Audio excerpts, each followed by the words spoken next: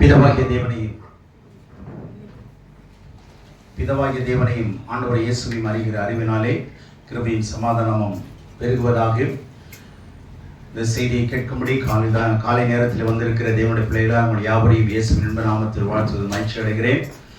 Online மூலமாக கேட்க இருக்கிற தேவனுடைய பிள்ளைகளையும் அவருடைய குடும்பங்களையும் கர்த்தர் தாமே நிச்சயமாக ஆசீர்வதிப்பாராக. இன்றைய நாளிலும் செய்தியின் தலைப்பாகிய Seek the seeds, find them and sow them. விதைகளை கண்டுபிடியுங்கள், விதைகளை தேடுங்கள், அதை கண்டுபிடியுங்கள், அதை விதையுங்கள். விதைகளை தேடுங்கள், கண்டுபிடியுங்கள், விதையுங்கள். Seek the seed, find them and sow them. விதைகளை தேடுங்கள், கண்டுபிடியுங்கள், விதையுங்கள். சரி, இதை தொடர்ந்த செய்தியை நல்லா கவனிங்க. இதை சார்ந்த வசனம் தான் நீதிமொழி 12:11. தன் நிலத்தை பயிரிடுகிறவன் ஆகாரத்தினால் திருப்தி அடைவான், வீணரை பின்பற்றுகிறவனோ மதியற்றவன். சரி, தன் நிலத்தை பயிரிடுகிறவன் ஆகாரத்தினால் திருப்தி அடைவான். இது விவசாயத்துக்கான ஒரு வசனமாக இருந்தாலும், விவசாயத்திற்கு என்ன வேணும்? முதல்ல விவசாயி வேணும், விவசாயம் செய்கிற மனுஷன் வேணும். ரெண்டாவது அவனுக்கு நிலம் வேணும். மூன்றாவதாக விதைகள் வேணும். நான்காவதாக நீர் பாய்ச்சல் ஒரு நிலை வேணும், நீர் வேணும். இதில் ஏதாவது ஒன்று இல்லைன்னாலும் விவசாயம் செய்ய முடியாது. தண்ணி இல்லைன்னா விதை இருந்து, விதைக்கவன் இருந்து, நிலம் இருந்து பயன்பெறாது. நிலம் இருக்கு, விவசாயம் இருக்கிறான், விதை இல்லை, ஒன்றும் பண்ண முடியாது. ஆகவே இந்த நான்கும் இன்றியமையாதது. விவசாயி, நிலம், விதை, நீர்வளம், இது நாலும் ரொம்ப முக்கியம். இதை சார்ந்துதான் வேதம் சொல்லுகிறது, தன் நிலத்தை பயிரிடுகிறவன் ஆகாரத்தினால் திருப்தி அடைவான்.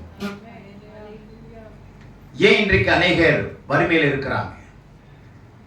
ஏன் அநேக தேவனுடைய பிள்ளைகள் நல்லவர்கள், பரிசுத்தவான்கள், நீதிமான்கள் தான், நல்ல தேவனோடு கூட ஐக்கியம் உள்ளவர்கள் தான் ஏன் வறுமையில் இருக்க காரணம்? போதுமான அளவு பொருளாதாரம் இல்லையே. காரணம் என்ன? ஆண்டவர் அவர்களை ஆசீர்வதிக்கவில்லையா? அப்படி என்றால் வேதம் சொல்லுகிறது, எபேசியர் 1:3, அவர் சகல உன்னதங்களின் ஆசீர்வாதங்களினாலும் அவர் உங்களை ஆசீர்வதித்து இருக்கிறார். ஏற்கனவே ஆசீர்வதித்து இருக்கிறார். அப்படின்னா ஆசீர்வதிக்கப்பட்டவர்கள் தான். ஆனால் ஏன் அந்த ஆசீர்வாதம் நமக்கு கையாள முடியல? அந்த ஆசீர்வாதத்தை ஏன் நம்ம சுதந்திரித்துக் கொள்ள முடியல? காரணம் கடவுளா அல்லது மனிதனா? இப்ப உலக பிரகாரமான விஷயத்தை விட்டுருங்க. இப்போ ஆவிக்குரிய மனுஷனோடு கூட இந்த வசனத்தை சார்ந்து பேசுவோம். ஆவிக்குரிய மனுஷன் தான் அந்த விவசாயி. அவங்க விசுவாசியா இருக்கலாம், சீஷர்களா இருக்கலாம், ஊழியக்காரர்களா இருக்கலாம், அப்போஸ்தலரா இருக்கலாம், யாரா இருக்கலாம். ஆண்டவரை ஏற்றுக்கொண்ட தேவனுடைய பிள்ளை. சரிங்களா? சரி, ஆண்டவரை ஏற்றுக்கொண்டாச்சு. அவர்தான் எனக்காக ரத்தம் சிந்தி மரித்து உயிர் தெழுந்தவர். அவர் ஒருவரே கர்த்தர். அவர் என்று வேற தேவன் இல்லை என்று நீங்கள் விசுவாசித்து மனதார ஏற்றுக்கொண்டிருக்கலாம், தவறில்லை, சந்தோஷமான விஷயம். ஆனால் இந்த உலகத்திலே நாம் தரித்திரராய் இருக்கும்படி ஆண்டவர் நம்மை அழைக்கவில்லை. நாம் ஐஸ்வர்யவான்கள் ஆகும்படி அவர் தாமே சிலுவையிலே தரித்திரரானார். நாம் ஐஸ்வர்யவான்கள் ஆகும்படி. எந்த விஷயத்துல? நம்ம பொருளாதாரத்திலையும், சரீரத்திலையும், ஆத்மா ஆசீர்வாதத்திலையும், ஆவிக்குரிய ஆசீர்வாதத்திலையும், எல்லா நிலையிலும், in all aspects we must be prosper. நாம் செழிப்பவர்களாய் இருக்க வேண்டும். This is a perfect will of God. ஏன் செழிப்பு இல்லை? சரீரத்துக்கான செழிப்பு இல்லை, ஆன்மாவுக்கான செழிப்பு இல்லை, பொருளாதாரத்திலையும் செழிப்பு இல்லை. காரணம் என்ன? அப்படி என்று சொன்னால் நல்லா கவனியுங்கள், நாம் தான் அந்த விவசாயி. நிலம் என்பது மத்தேயு 13 மார்க் 5 4 போய் படிச்சு பாருங்க. அங்க விதைக்கிறவனை பத்தியும் விதையை பத்தியும் நிலத்தை பத்தியும் நிறைய இருக்கு. அதுல சொல்ற மாத்திரம் கவனிச்சுங்க. விதை என்பது வசனம், விதை என்பது வசனம். நிலம் என்பது நம்முடைய இருதயம். இருதயம் சொன்னா ரத்தத்தை பம்ப் பண்ணுகிற இருதயம் அல்ல, ஆவி, மனுஷனுடைய. ஏன்னா மனுஷன் முப்பரிமாணம் உள்ளவர், ஆவி, ஆத்மா, சரீரம். இது சபை இன்றைக்கு ஜனங்களுக்கு விவரிக்காததுனாலதான் தரித்திரமாய் இருக்கிறார். சபை சரியாய் போதிக்க வேண்டும் ஜனங்களுக்கு. சரீரத்துக்கு சுகம் எடுத்துருவாரு, உனக்கு நீ வந்துட்டேன்னா ஆசீர்வாதம் பெற்றுடுவே, இதை மாத்திரம் தான் சொல்லி அழைக்கிறான். ஆனா ஆத்மாவுக்குரிய விஷயத்தை சொல்றது இல்லை. ஆவி, ஆத்மா, சரீரம். வேதம் எதை முன்னாடி வைக்குது? ஆவியை முன்னாடி வைக்குது. அப்புறம் தான் ஆன்மா விஷயம், அப்புறம் தான் சரீரம். ஆனா நமக்கு எது முக்கியம்? இங்க இருந்தாங்க ஆரம்பிக்குது. உடம்பு பார்த்துக்கோ, மருந்து 3 வேளை போட்டுரு, 3 வேளை மறக்காம சாப்பிட்டுரு, இதுதான் சொல்லி வளர்க்கிறோம். ஆனா வேதம் என்ன சொல்லுது? உன் ஆத்மா வாழ்கிறது போல. எதை மையமாக்கியது? நாம எதை மையமாக்கிறோம்? அங்கே ஃபர்ஸ்ட் லெவல்லே காலியா. எங்கேயாவது ஊருக்கு அனுப்பும் போது வீட்டுக்காரரை, ஏங்க வசனத்தை மறந்துடாதீங்க, ஜெபம் பண்ணுங்க, வேதத்தை எடுத்துக்கிட்டீங்களா, பைபிள் எடுத்துக்கிட்டீங்களா, ஆத்மாவை பார்த்துக்குங்க அப்படின்னு எத்தனை பேர் டாட்டா காமிக்கிறோம்? மருந்து எடுத்துக்கிட்டீங்களா முதல்ல கேட்கிறோம். மொபைல் எடுத்துக்கிட்டீங்களா, சார்ஜர் எடுத்துக்கிட்டீங்களா கேட்கிறோமா இல்லையா? பத்திரமா பார்த்துங்க, அப்பப்போ போன் பண்ணுங்க சொல்றேன்ல.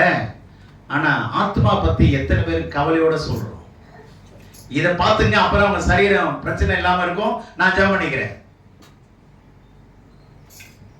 எந்த நேரத்திலையும் ஆண்டவர் பலன் தருவார், எந்த விஷயத்துல தேவன் பலன் தருவார், நலமான விஷயங்கள்ல. ஆமென், அல்லேலூயா. அப்ப நாம எதை கவனம் செலுத்த விட்டுறோம்? we are grasping the minor and leaving the major. சொற்பமானதை பிடிச்சுக்கிறோம், அற்பமானதை பிடிச்சுக்கிறோம், முக்கியமானதை விட்டுறோம். நீங்க சர்ச்சுக்கு வர்றது பெருசு இல்லைங்க, பிரச்சனை இல்லை பிசாசுக்கு. பைபிளை தூக்கிட்டு வர்றது பிரச்சனை இல்லை, இங்க ஆராதிக்கிறது பிரச்சனை இல்லைங்க. உங்க ஆன்மா வளர்ச்சி தான் பிசாசுக்கு பிரச்சனை. உங்க ஆன்மால என்ன பண்ணக்கூடாது? நீங்க வளர்ந்துடக்கூடாது, ஆவியில நீங்க வளர்ந்துடக்கூடாது. ஆனா ஆண்டவருடைய விருப்பமே என்னன்னா உங்களுடைய ஆவியை பற்றி, ஆத்மா பத்தி தாங்க. ஏன்னா ஆவி ஆத்மா ரெண்டும் இணைஞ்சே இருக்கும், இன்செப்பரபிள், ரெண்டுமே பிரிக்க முடியாது. ஆவியும் பிரிக்க முடியாது. ஏன்னா ஊதும் போதே ரெண்டும் ஒன்னாதான் வந்தது உள்ள. நாசியில ஊதும் போதே ஜீவன் ஆத்மாவானா, புரியுதா? அப்போ ரெண்டுமே இணைஞ்சு உள்ள வரும்போது ரெண்டுமே பிரிக்க முடியாது. இன்னவிட்டபிள் மெட்டீரியல் அது மாத்திரமல்ல, இம்மெட்டீரியல், அது பார்க்க முடியாது. சரிங்களா? பார்க்க முடியாது. ஆகவே கவனிங்க, இது ரெண்டுமே இணைஞ்சுதான் இருக்கும். ஆத்மா சொன்னா ஆத்மாவுக்கு எடுத்துக்கணும், ஆவியை சொன்னா ஆவியை எடுத்துக்கணும். அதை பிரிச்சு தனித்தனியா அர்த்தம் எடுத்துக்கணும். அதனால உங்கள் ஆவியாகிய ஆத்மான்னு இருதயம்னு வேதம் சொல்லுது. உன் ஆவியாகிய இருதயம், பவுல் பேதுரு எழுதுறாரு. அப்போ அந்த இருதயமாகிய ஆவிதான் என்னது? நிலம். நல்லா புரிஞ்சுங்க. அப்ப இந்த நிலம் எல்லாருக்கும் இருக்கா இல்லையா? எல்லாருக்கும் இருக்கா? இல்லாத யாராவது சொல்லுங்க, எனக்கு ஆவியாகிய இருதயம் இல்லவே இல்லைங்க, நான் நுரையீரல வச்சுதான் வாழ்ந்துட்டு இருக்கிறேன், ஆவியெல்லாம் எனக்கு தெரியாதுங்க அப்படின்னு யாராவது சொல்லுவோமா? சொல்லவே. கடவுள் மறுப்பாளனா இருந்தாலும் சொல்ல முடியாது, எனக்குள்ள ஆவி இல்லைன்னு சொல்லவே முடியாது. புரியுதுங்களா?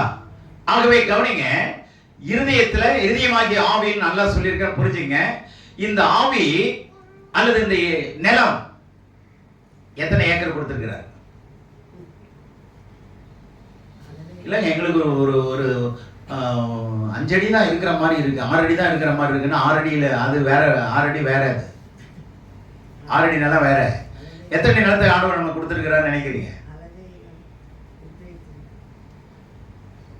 உங்க விசுவாசத்தின்படி அது எக்ஸ்டன் ஆகும். ஆண்டவர் எல்லாருக்கும் பட்சபாதம் உள்ளவர் அல்லவே. எல்லாருக்கும் ஒரு கிரவுண்டுனா எல்லாருக்கும் ஒரு கிரவுண்டு கொடுத்துருக்கிறார்.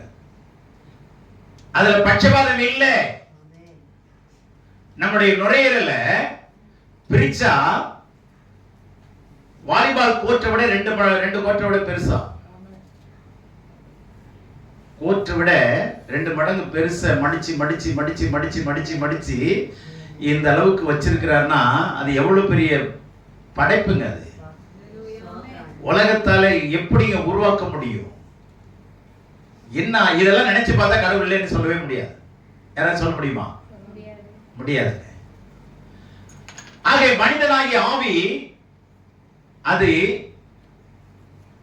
நிர்ணயம் பண்ண முடியாது. இவ்வளவுதான் அகலம், இவ்வளவுதான் ஆழம், நீளம்னு நிர்ணயம் பண்ண முடியாது. புரியுதுங்களா? அப்ப இந்த நிர்ணயம் பண்ண முடியாத ஒரு இடத்தை கடவுள் நம்ம கொடுத்திருக்கிறார். இந்த இடத்தை ஆளுமை செய்யறதும் ஆளுகை செய்யறதும் நம்முடைய வேலை. ஆளுகை செய்யறதும் ஆளுமை செய்யறதும், ரூலிங் அண்ட் அட்மினிஸ்ட்ரேஷன் ரெண்டும் யாருடைய வேலை? நம்முடைய வேலை, என்னுடைய வேலை. அப்ப இந்த நிலமாகிய ஆவியே நம்முடைய இருதயத்தை பண்படுத்தணும்.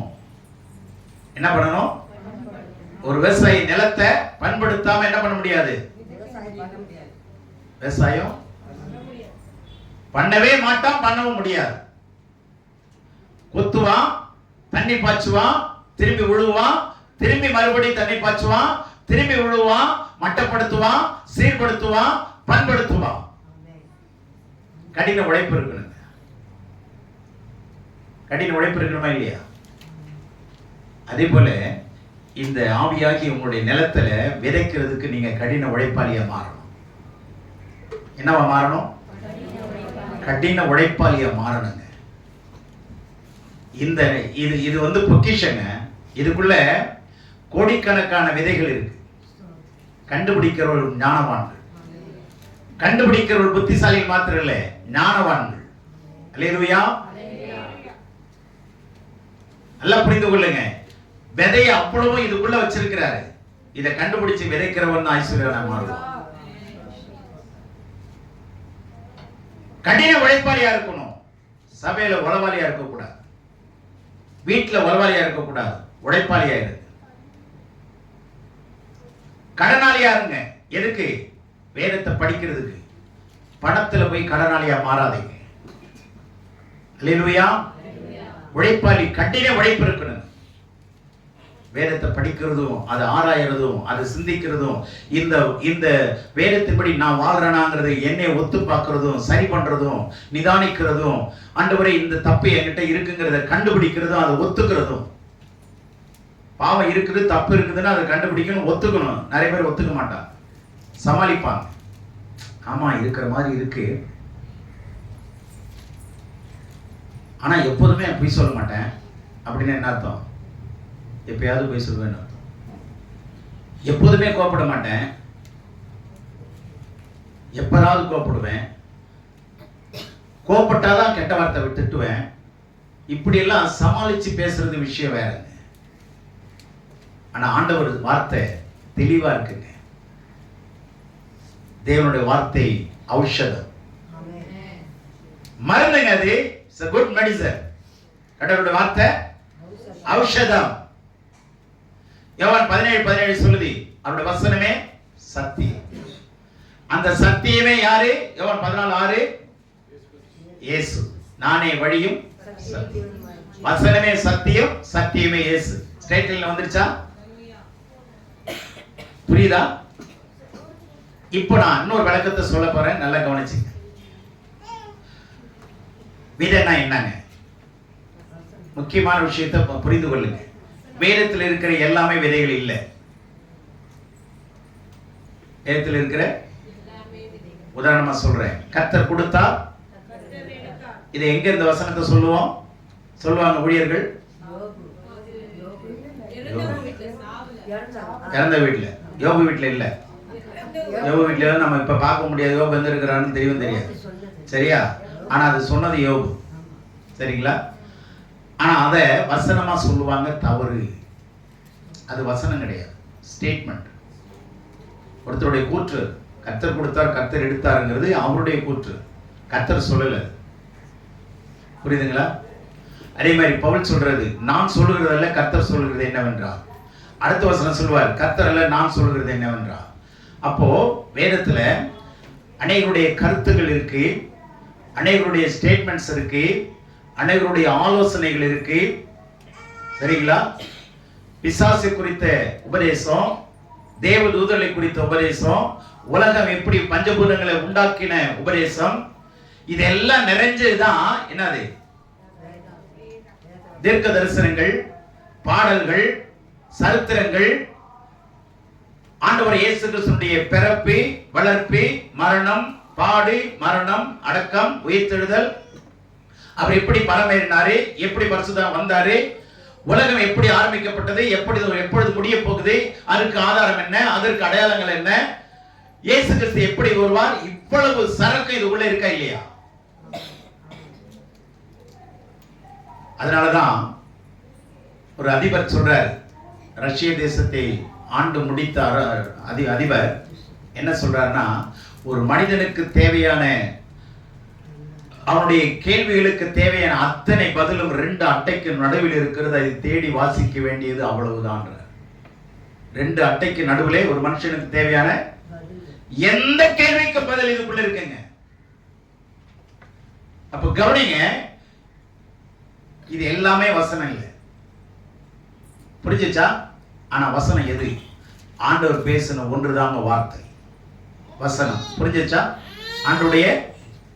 ஆண்டவர் வார்த்தை சொன்னார்ல, அந்த வார்த்தைகளை கண்டுபிடிங்க. அந்த ஆலோசனை எடுத்துங்க, தப்பு சொல்ல. ஆலோசனையா பவுல் நிறைய எழுதியிருக்கிறார்.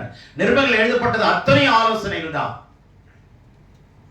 அத்தனையும் உபாகமத்தை சார்ந்து, அஞ்சாகமத்தை சார்ந்து ஆலோசனையை அங்கிருந்து சாரமா எடுத்து பவுல் இங்கே எழுதி கொண்டிருக்கிறார். சுயமா எதுவும் எழுதல, பரிசுத்த ஆவியானவர் எல்லாமே எழுதினார். எல்லா கருத்துக்களா இருக்கட்டும், எல்லாமே இருக்கட்டும். ஆனாலும் ஆண்டவர் பேசின வார்த்தைகள் வசனம் தான். என்னது? விதைகள். புரிஞ்சுச்சா? இப்ப அந்த விதையை எடுத்துக்கணும். இப்ப ஆண்டவர் சொன்னாரு, என் தழுவலினாலே குணமானி. இது சஜஷனா, கருத்துக்களா, வசனமா? வசனம். என் தழுவலினாலே குணமானவனே ஏசாயாவுல இருக்கு. அப்ப கடவுள் பேசின வார்த்தையெல்லாம் கண்டுபிடிங்க. உங்களுடைய சரீர சுகத்துக்கான வார்த்தைகள், ஆன்மீக வளர்ச்சிக்கான வார்த்தைகள், பரிசுத்தத்துக்கான வார்த்தைகள், நீதிக்கான வார்த்தைகள், கனிகளை குறித்த வார்த்தைகள் எல்லாம் அந்த விதையை எடுத்து உங்க நிலத்துல விதைச்சிட்டே இருக்கு. விவசாயிக்கு பருவகாலம் தேவை, ஆனா ஆவிக்குரிய விவசாயிக்கு பருவகாலம் தேவையில்லை.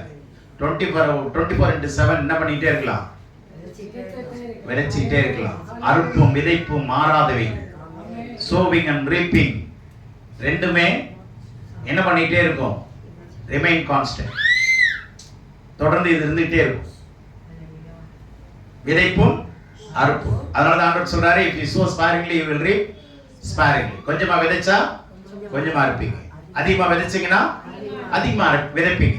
அப்ப உங்க நிலத்தை பயிரிடாதவன் தரித்திரனா இருப்பான். உங்க நிலத்தை கண்டுக்காம வரது, துதிக்கிறது, ஆராதிக்கிறது, சந்தோஷமா அதுல நிறைவா போயிடுறது. ஆனா நிலம் எப்படி இருக்கும்? தரிசு நிலமா இருக்கும். இன்னும் கொஞ்ச நாள் கழிச்சுச்சுன்னா முள்ளு முளைச்சிடும், முள்காடாயிடும், விரும்பப்படாத இடமா மாறிடும், நடக்க முடியாது, மிருகங்கள் வந்து சேரும், சர்ப்பங்கள் உள்ளே வரும், பிரச்சனைகள் உள்ளே வரும், அது உங்களை கொத்த ஆரம்பிக்கும், அது உங்களை கடிக்க ஆரம்பிக்கும். காரணம் என்ன? உங்களுடைய ஆத்மா குறித்து நீங்க கரிசனை இல்லாதவர்களாய் இருப்பதுதான் பிரச்சனை. பிரச்சனை நீண்ட நாள் நீடிக்குதா? உங்க ஆத்மாவை நீங்க பண்படுத்தலைன்னு அர்த்தம். பண்படுத்தாதவங்க மற்றவங்களை புண்படுத்துவாங்க. பண்படாதவங்களை என்ன பண்ணுவாங்க? நீங்க புதுசா வர நர்ஸுங்கள்ட்ட ஊசி போட்டு பாருங்களேன். புதுசா வரவங்கள்ட்ட அவங்க வீட்டுக்கு போற வரைக்கும் தேய்ச்சிக்கிட்டு இருப்பான். வீங்கி போயிடும். அங்க போய் வீங்கி அதுக்கப்புறம் சுடு தண்ணி வச்சு ஒத்தனை கொடுக்கணும். நல்லா தெரியும் உங்களுக்கு. அவங்க தேய்க்கிறதுலேயே இவன் ஊசி போட்டுருக்கான்டா யாருன்னு, நல்லா ஆள் ஊசி போட்டிருக்கான்னு தெரிஞ்சு போயிடும். புரியுமா? புரியுது. சில பேர் பாருங்க போட்டதே தெரியாது. போட்டீங்களான்னு கேட்பாங்க. போட்டீங்க. தேவனுடைய பிள்ளைகளே, உங்க நிலத்தை குறித்து நீங்க கவனமற்றவர்களா இருப்பீர்களானா, சிந்தனையற்றவர்களா இருப்பீர்களானா, நாம விசுவாசியா இருக்கிறோம் என்பதில் அர்த்தம் இல்லை. ஆண்டவர் நமக்கு நிலங்களை தாராளமாய் கொடுத்திருக்கிறார். உங்க விசுவாசத்தின்படி உங்க நிலம் எக்ஸ்டன் ஆகுங்க. இதில் தாசதாட்ட போய் எல்லாம் கையெழுத்து தேவையில்லை. பட்டா சிட்டாலாம் பார்க்க வேண்டிய அவசியம் இல்லை. இதுல வில்லங்கம் போட்டீங்கன்னா நீங்க தான் வில்லங்க ஆளு, நீங்க அமரா. இல்ல வில்லங்கத்துல காட்டுற ஆளை யாராதான் இருப்பாங்க, உங்க பேரு தான் என் பேரு தான் வரும். ஓ வில்லங்க இவங்க தானா, வில்லியே இதுதானா, வில்லன் நான் தானா அங்கதான் தெரியும். வில்லங்கம் போய் போட்டு பாருங்க ஜபத்துல எத்தனை பேர் வில்லங்கத்துல வரான்னு பாருங்க. இது ஆண்டவர் கொடுத்த நிலங்க. அது இதை யாரும் என்ன பண்ண முடியாது, பறிக்க முடியாது. ஆனா பறிக்க விட்டு இருக்கிறோம். ஆதாம் விட்டுட்டான்ல, கீழ்ப்படியாமையினால் ஆதாம் என்ன பண்ணிட்டான், இழந்துட்டான். தேவனுடைய பிள்ளைகளை ஆண்டவர் மாத்திரம் காக்கலன்னா தோட்டத்தை விட்டு விரட்டிட்டாருன்னு நினைக்கிறாங்க. தோட்டத்தை விட்டு விரட்டினாருங்கிற அர்த்தத்துல இல்ல, அவர் காப்பாத்துறதுக்காக வெளியே வச்சார். ஆதாம் மேல வச்ச அன்புனாலதான் தோட்டத்தை விட்டு வெளியே வச்சார். விளங்குதா? தண்டிக்கல ஆண்டவர். நம்ம ஆளு இருந்தா அதையும் சாப்பிட்டு மரண வரையும் தான் பாவி ஆயிடுவான், இவனை மீட்க முடியாதுங்கிறதுனாலதான் தூரமா வச்சாரு. மருமக தொந்தரவு கொடுத்தா மகனை கொண்டு போய் தனியா வச்சிடறோம்ல, அப்புறம் போய் பார்க்கணும்ல, என்ன மகனை எப்படி இருக்கிற. மருமக வேலைக்கு போன பிற்பாடு போய் வீட்டுல போய் நைசா பிள்ளைகிட்ட பார்த்துட்டு பேசிட்டு வந்துடுவா. ஆண்டவர் கொஞ்சம் தனி கொடுத்துன்னு வச்சார் கொஞ்ச நாளைக்கு. விளங்குதா? பாதுகாப்புக்குங்க. இல்லைன்னா முழுக்காடு ஆயிடும். ஆண்டவர் எதை விதைக்கல தெரியுமா, எதை உருவாக்கல தெரியுமா, உள்ள மாத்திரம் தாங்க உருவாக்கல. முள்ளுகளே உருவானா என்னங்கறி ஆயிருக்கும் உலகம் எல்லாம் சொல்லுங்க. ஆனா ஆண்டவர் உருவாக்கலதான். ஆனா ஜனங்கள் முள்ளாய் போயினார்கள். ஜனங்கள் தான் முள்ளாய் போனார்கள். இஸ்ரவேலர்கள், கானானியர்கள் இஸ்ரவேலருக்கு முள்ளாய் இருந்தார்கள். கானானியர்கள் நமக்கு பிரச்சனையே பிசாசுங்க. நம்ம பிசாசை பத்தியே பேசியே கடவுளுடைய பிரச்சனத்தை விளையிட்டோம். பிசாசை பத்தி அதிகமா பேசாதீங்க. அவன் பேசுறதுக்கு அவ்வளவு பெரிய ஆளும் கிடையாது. அவ்வளவு பெரிய, கொஞ்சம் நல்ல சத்தமா தான் சொல்லுங்களேன், பிசாசை பத்தி பேசுறதுக்கு அவ்வளவு பெரிய ஆளே கிடையாது. நம்ம சொல்லலே உன்கிட்ட நம்ம பேசுறதுக்கு நீ ஒரு ஆளே கிடையாது படம் அப்படின்றோம்ல, அது மாதிரிதான். அவ்வளவு பெரிய ஆளே கிடையாது. அவனுக்கு அறிவும் கிடையாது, ஆற்றலும் கிடையாது, ஞானமும் கிடையாது. அவனுக்கு தந்திரம் ஒண்ணுதாங்க. புரிஞ்சதா? தயவு செய்து நல்லா புரிந்து கொள்ளுங்க. உங்க நிலத்தை பயிரிட ஆரம்பிங்க. விதைகளை கண்டுபிடி, தேடுங்க. தேடுங்கள், அப்பொழுது கண்டடைவீர்கள். நம்ம எதை தேடுறோம்? சீட்டு போட்டா இவன் ஏமாத்துவானா, ஏமாத்த மாட்டான். இல்ல பணத்தை எங்க முடி போடலாம், என்ன ஏது பண்ணலாம். அதில் ஏமாந்தவங்க எத்தனை கோடி மக்கள் தெருவில் வந்து நிற்குது. என்னுடைய பிள்ளைங்க நல்லா கவனிங்க. உங்களுடைய இருதயத்தை பக்குவப்படுத்த, பண்படுத்த பாருங்க. இதுதான் நம்ம விசுவாச தேவனுடைய பிள்ளைகள் செய்ய வேண்டிய முக்கிய விஷயம். உங்க நிலம் நல்லா இருந்ததுன்னா நீங்க நல்லா இருப்பீங்க. நிலத்துல எத்தனை தடவை என்ன பண்ணலாம், பயிரிடலாம். அது விவசாயம் நல்லா தெரிஞ்சவங்களுக்கு தெரியும். தேவனுடைய பிள்ளைகளே, நீங்க வசனத்தோடு பழகி பாருங்க. கடவுளோட பழகிறது, வசனத்தோட பழகிறது ரெண்டு ஒண்ணுன்னு சொல்லியிருக்கிறேன். வேதத்தை நேசிக்கிறவர்களுக்கு மிகுந்த சமாதானம். மிகுந்த சமாதானம் இல்லை, ஆங்கிலத்தில் இருக்கு இன்னும் ரொம்ப அழகா, they have great peace. பெரிய சமாதானம். that love thy law, they will not stumble at all.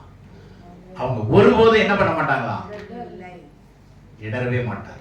ஏன் தடுமாறணும், ஏன் இடறணும், ஏன் சஞ்சலப்படணும், ஏன் கூச்சப்படணும், ஏன் சங்கூச்சப்படணும், ஏன் தளர்ந்து போகணும், ஏன் சோர்ந்து போகணும், அதுக்கு ஏன் பாட்டை பாடணும். சோர்ந்து போகாதேன்னு எதுக்கு பாட்டை பாடிட்டு கிடக்கணும்? சோர்ந்து போகாதேன்னு பாடுறதுக்கு பதிலா சேர்ந்து போ அப்படின்னு சொல்லி பாட்டை பாடு. சேர்ந்து போவோமே, நாம் சேர்ந்து போவோமே, அப்படி திருப்பி பாடுங்களேன். நம்ம என்ன பாடுறோம்? சோர்ந்து போகாதே. அதுக்கு முன்னாடி அப்படியே உள்ள போயிருக்கு. பாட்டை மாத்தி பாடுங்க.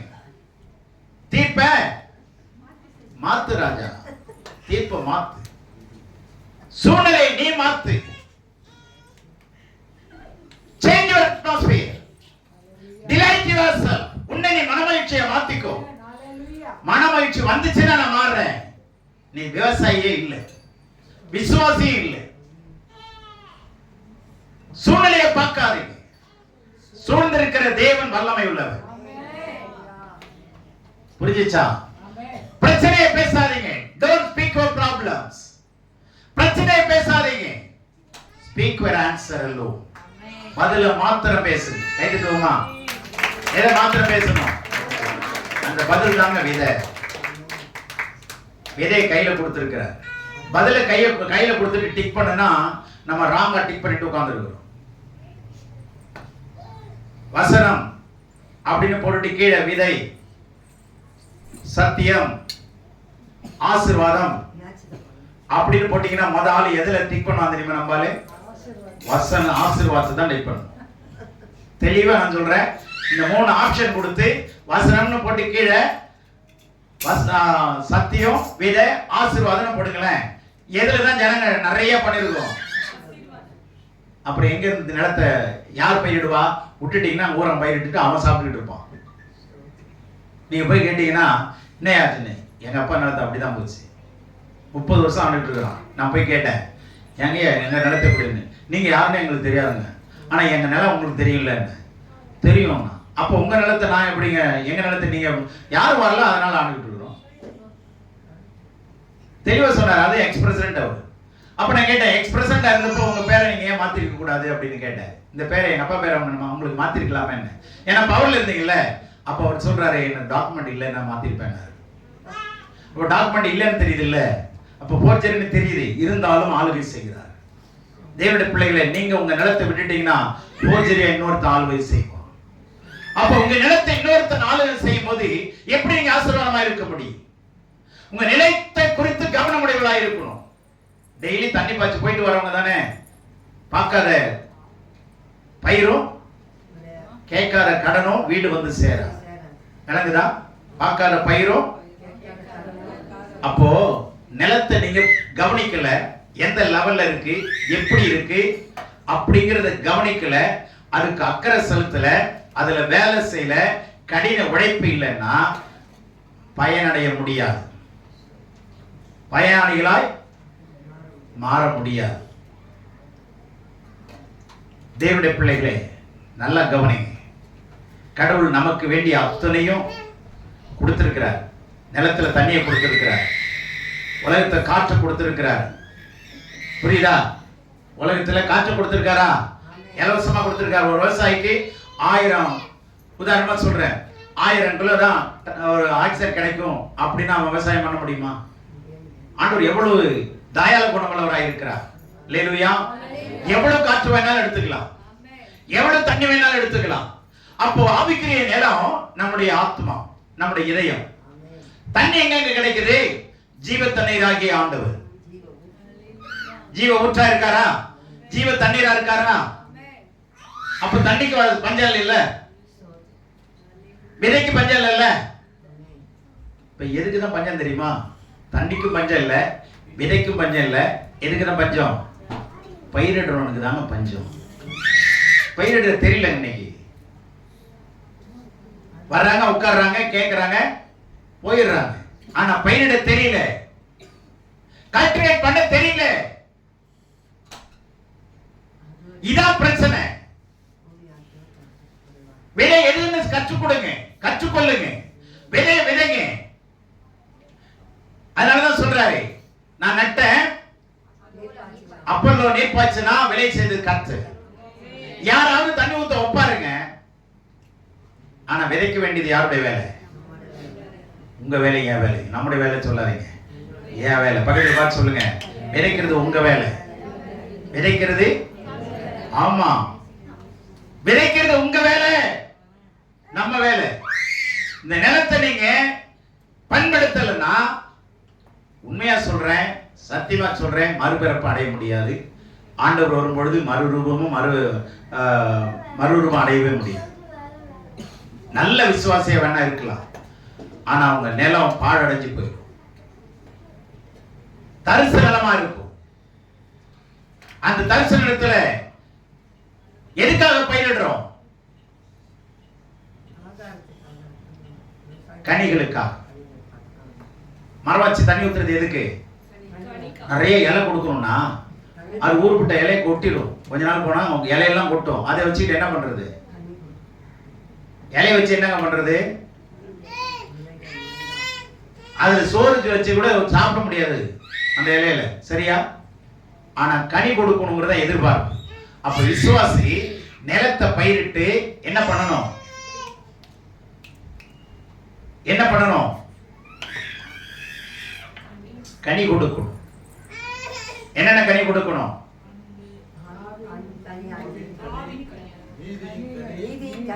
Praise the Lord. மனம் திரும்புதலுக்கு ஏற்ற கனி, ஆவியின் கனி, நீதியின் கனி. இப்படி ஒரு மனுஷன் கனி கொடுக்க தவறுனான்னா அவன் நிலம் பாழா இருக்கு. பாழா இருக்குதுன்னா யாருடைய ஆளுகைக்குள்ள இருக்குன்னு பாருங்க. அப்ப அவனுடைய ஆத்மா யாருடைய ஆளுகைக்குள்ள இருக்கு? அப்ப எப்படி நம்ம சமாதானமா இருக்க முடியும்? அந்நியன் உட்பிரவேசித்து பிற்பாடு சமாதானமா இருக்க முடியுமா? உங்க ஆத்மாவை குறித்து எச்சரிக்கையுள்ளவர்களாக இருங்கள். ஏன் வசனம் சொல்லுது? அது ஒரு மிகப்பெரிய கிரவுண்டுங்க, அது மிகப்பெரிய ஏரியா. அது எவ்வளவு ஏரியாவானாலும் நீங்க என்ன பண்ணலாம்? ஆக்குபை பண்ணலாம்.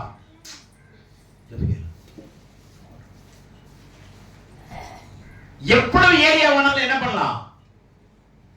நீங்க ஆக்குபை பண்ணலாம், தப்பே கிடையாது. அது பாட்டுல எக்ஸ்டென்ஷன் ஆயிட்டே இருக்கும், எக்ஸ்டென்ஷன் ஆயிட்டே இருக்கும். யாபேஸ் அதான் ஜெபம் பண்ணான், தேவரீர் ஆசீர்வதித்து எல்லையை பெரிதாக்கு. உங்க விசுவாச எல்லையை பெரிதாக்கு. Extend your territory boundaries. உங்களுடைய எல்லைகளை நீங்க பெரிதாக்குங்க.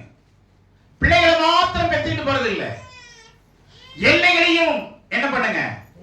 பெரிதாக்குங்க. எல்லைகளை பெரிதாக்குங்க. தேவனுடைய பிள்ளைகளை எல்லைகளை பெரிதாக்குங்க. விதை விதைக்க பாருங்க. அந்த விதையை எங்க விதைக்கிறீங்க? நல்ல நிலத்தில் விதைங்க. வழியருகே விதைச்சிடாதீங்க, முள்ளுல விதைச்சிடாதீங்க, கற்பாறையில விதைச்சிடாதீங்க. நல்ல நிலத்தில் விதைச்சிங்கன்னா 30 ஆகும், 60 ஆகும், 100 ஆகும், 1000 ஆகும், கோடியாகும் பெருகும். ரெபெக்காளை பார்த்து சொன்னாங்க, நீ கோடி கோடியாய் பெருகுவாயா. கோடி கோடியாய். ஈசாக்கு 100 மடங்கு, ரெபெக்காள் கோடி கோடியாய் மடங்கு. சொன்னாங்களே இல்லையா? நம்ம கோடி கோடியாய் பெரும்படியாய் இருக்கிறோமா இல்ல கோடியில இருக்கிறோமா? கோடியில இருக்கிறது வேற, கோடி கோடியாய் பெற்று இருக்கிறது வேற. எங்க இருக்கிறோம்? கோடியில இருக்கிறோமா? ஆண்டவர் நமக்கு கோடி தூரம் இருக்கா? வசனத்தை விதைங்க. சும்மா வசனத்தை இருதயத்தை வச்சு உட்கார்ந்து இருக்காதீங்க. 3 மணி நேரம் 4 மணி நேரம் டெய்லி உட்கார்ந்து வசனத்தை படிக்கிறது. அதை நான் படிச்சு நான் கேட்கிறேன், எழுதுறேன், ஹோம்ஒர்க் பண்றேன். வசனத்தில் யாராவது ஹோம்ஒர்க் பண்றீங்களா? அதுல வேற இருக்காங்க, என்னங்க இப்படி எல்லாம் சொல்றீங்க? நான் சும்மா இருக்கேன், வரணும் நோம்பு கும்பிட்டு போலான்னு வந்தேங்க. என்னதான் மாவரைச்சு கையில கொடுத்தாலும் பழைய மாவையும் புளிய மாவையும் சேர்த்து கலந்து ஒரு பக்குவத்தில் கொண்டு வந்து தோசையை சுட்டாதானங்க சாப்பிட முடியும். வாயிலேயே சுட்டுக்கிட்டு இருக்கிறோமே, கல்லுல எங்க சுடுறோம்? வாயிலெல்லாம் சுடுறோம். அப்புறம் எப்படி நம்ம ஆசீர்வாதமா இருக்க முடியும்னு நினைக்கிறீங்க? கடவுள் நமக்கு நிபந்தனைகளை கொடுத்திருக்கிறார், கட்டளைகளை கொடுத்திருக்கிறார். சும்மா நம்ம வந்து உட்கார்ந்து வந்துட்டு போகிறதுக்காக அல்ல. இது ஒரு பெரிய ஒரு என்ன சொல்றதுன்னா, மிகப்பெரிய ஒரு கம்பெனிங்க. சபைங்கிறது மிகப்பெரிய ஒரு ஆசீர்வாத கம்பெனி, மிகப்பெரிய தோட்டம், மிகப்பெரிய ஒரு இன்ஸ்டிடியூட். இதுக்கு ஆண்டவர் தான் தலை. இங்க வந்து சாதாரணமா உட்கார்ந்துட்டு போறோம்னு இல்லை. நம்ம நிலத்தை நீங்க விசாரிக்க ஆரம்பிச்சிட்டீங்க, நிலத்தை கவனிக்க ஆரம்பிச்சிட்டீங்க, பயிரிட ஆரம்பிச்சிட்டீங்கன்னா உங்களை போல ஒரு ஐஸ்வர்யவான் யாரும் இல்லை உலகத்துல. அல்லேலூயா. ஆபிரகாம் திரளான ஐஸ்வர்யவானாக இருந்தான். ஈசாக்கு திரளான ஐஸ்வர்யவானாக இருந்தான். யாக்கோபு எவ்வளவு பெரிய மக்கள். உலக ஆசீர்வாதத்தை மாத்திரம் இல்லைங்க, இந்த ஆசீர்வாதத்தை தேடுங்க. உலக ஆசீர்வாதம் அடிஷனல் அவங்களுக்கு கொடுக்கப்படும். ஆண்டவர் என்னத்தை சொல்றார் தெரியுமா? என்ன அழகா சொன்னார் தெரியுமா? என்னை சிநேகிக்கிறவனிடத்தில், என்னை சிநேகிக்கிறவனுக்கு நிலையான பொருள் உண்டு. அவனுக்கு என்ன பொருள்? நிலையான பொருள். என்னை சிநேகிக்கிறவனுக்கு மெய்ப்பொருளை வைத்திருக்கிறேன். என்ன அழகான வார்த்தை. என்ன சிநேகிங்க அப்படின்னா வசனத்தை சிநேகிக்கிறதாங்க அவரை சிநேகிக்கிறது. வசனம் தாங்க வார்த்தை, வார்த்தை தான் விதை. விதை தான் நமக்கு வேண்டிய ஆகாரத்தை கொடுக்கக்கூடிய ஜீவன் அதுக்குள்ளே இருக்கு. விதைக்குள்ள ஜீவன் இருக்கா இல்லையா? இப்ப மாங்கொட்டை எடுத்துக்கலாம், காஞ்சி தீஞ்சு இருக்கும். ஒரு 6 மாசம் கழிச்சு சாப்பிட்டு போட்ட மாங்கொட்டை எடுத்துக்கிட்டீங்கன்னா அது காஞ்சி தீஞ்சிருக்கும். ஆனா அதுக்குள்ள ஜீவன் மறைஞ்சிருக்கும். மறைஞ்சிருக்கா இல்லையா? எப்ப இது தெரியுமோ ஜீவன் இருக்குதுன்னு? எப்ப தெரியும்? கையில இருக்கும் போதா? கையில இருந்து மண்ணுக்கு போகும்போதா? தேவனுடைய பிள்ளைகள் நம்முடைய சுபாவத்தை ஒழிச்சிருங்க. விதையா மாறுவோம். நம்ம விதையை பெற்றவர்கள் விதையாய் மாறுவார். விதையை பெற்றவர்கள் நீங்களே விதையா மாறிடுவீங்க. அப்படின்னா என்ன? நீங்களே ஒரு ஜீவ விருட்சமா மாறிடுவீங்க. உங்களுக்கு கீழே ஒரு 1000 குடும்பம் வந்து தங்கும், தண்ணி கேட்கும், ஆதாரம் கேட்கும், ஆசீர்வதிக்கப்படுவார்கள். தலைமுறை தோறும் நீங்க ஆசீர்வதிக்கப்படுவீர்கள்.